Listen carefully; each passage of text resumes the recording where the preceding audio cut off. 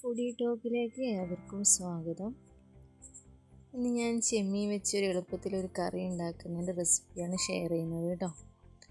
അപ്പോൾ അതിന് വേണ്ടി ഒരു പാൻ അടുപ്പത്ത് വെച്ചിട്ടുണ്ട്. അതിലേക്ക് വെളിച്ചെണ്ണ ഒഴിച്ച് കടുകിട്ട് പൊട്ടിച്ചെടുക്കാം. പിന്നെ കുറച്ച് ഉലുവയും കറിവേപ്പിലയും ചേർത്ത് കൊടുക്കാം. ഇതിന് ശേഷം ഇതിലേക്ക് ചെറിയുള്ളി, ഒരു 5-6 ചെറിയുള്ളി, കുറച്ചധികം വെളുത്തുള്ളിയും, ഒരു സവോളൻ്റെ കഷ്ണം, പിന്നെ 2 പച്ചമുളകും ചേർത്ത് ഒന്ന് വഴറ്റിയെടുക്കണം. ഇത് വഴന്ന് വരുമ്പോഴത്തേ നമുക്കൊരു മസാല ഉണ്ടാക്കണം കേട്ടോ. അതിന് വേണ്ടിയിട്ട് ഞാനൊരു ബൗളിലേക്ക് 1.5 ടീസ്പൂൺ അളവിൽ മുളക് പൊടിയും 1/2 ടീസ്പൂൺ അളവിൽ മഞ്ഞൾപ്പൊടിയും, അതല്പം വെള്ളം ചേർത്തൊന്ന് മിക്സ് ചെയ്തെടുക്കാം.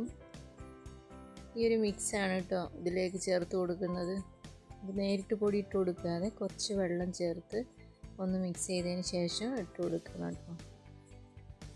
ഇനി ഈ പൊടികളുടെയൊക്കെ പച്ചമണം മാറുന്നത് വരെ ഒന്ന് വഴറ്റിയെടുക്കുക. ഇനി ഇതിലേക്ക് ആവശ്യമായിട്ടുള്ളത് തക്കാളിയാണ്. ഞാനൊരു 3 തക്കാളി, മീഡിയം സൈസിലുള്ള 3 തക്കാളി ഇതുപോലെ അരിഞ്ഞ് ചേർത്ത് കൊടുക്കുന്നുണ്ട്. ഒന്ന് ഇളക്കി കൊടുത്ത് നന്നായി നല്ലതുപോലെ ഇളക്കി കൊടുക്കുക. മൂടി വെച്ച് വേവിച്ചെടുക്കുക. ഒന്ന് സോഫ്റ്റായിട്ട് വന്നോട്ടെ കേട്ടോ. വെള്ളത്തിലൊഴിച്ച് വേവിക്കണേക്കാൾ നല്ലത് ഇങ്ങനെ വേവിക്കുന്നതായിരിക്കും.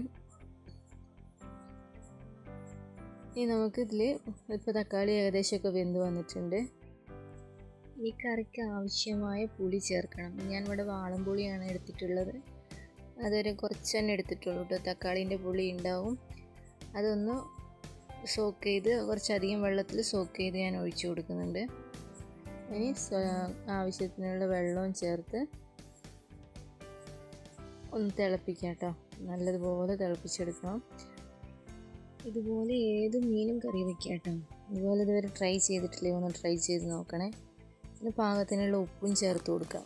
ഒന്ന് മൂടി വെച്ച് തന്നെ വേവിച്ചെടുക്കാം കേട്ടോ. ഇനി നമുക്കിതിലേക്ക് ഉപ്പും പുളിയൊക്കെ പാകം നോക്കിയതിന് ശേഷം ക്ലീൻ ചെയ്ത് വെച്ച ചെമ്മീൻ ഇട്ട് കൊടുക്കാം.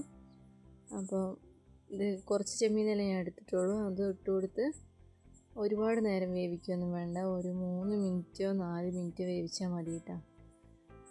ചെമ്മീൻ അധികം വേവൊന്നുമില്ല. അപ്പോൾ ഇത്ര തന്നെ ഉള്ളൂ, 3-4 മിനിറ്റ്, അതിൽ കൂടുതൽ വേവിക്കേണ്ട. 4 മിനിറ്റിന് ശേഷം ഞാൻ ഫ്ലെയിം ഓഫ് ചെയ്തു കേട്ടോ. കറി ഇവിടെ ഏകദേശം റെഡിയായി. ഇനി നമുക്ക് ലാസ്റ്റ് ഇതിലേക്ക് കുറച്ച് പച്ച വെളിച്ചെണ്ണയും 2 തണ്ട് കറിവേപ്പിലയും ചേർത്ത് മൂടി വയ്ക്കാം കേട്ടോ. ഇത്രയേ ഉള്ളൂ. Thank you for watching and please subscribe my channel foodie talk and support me.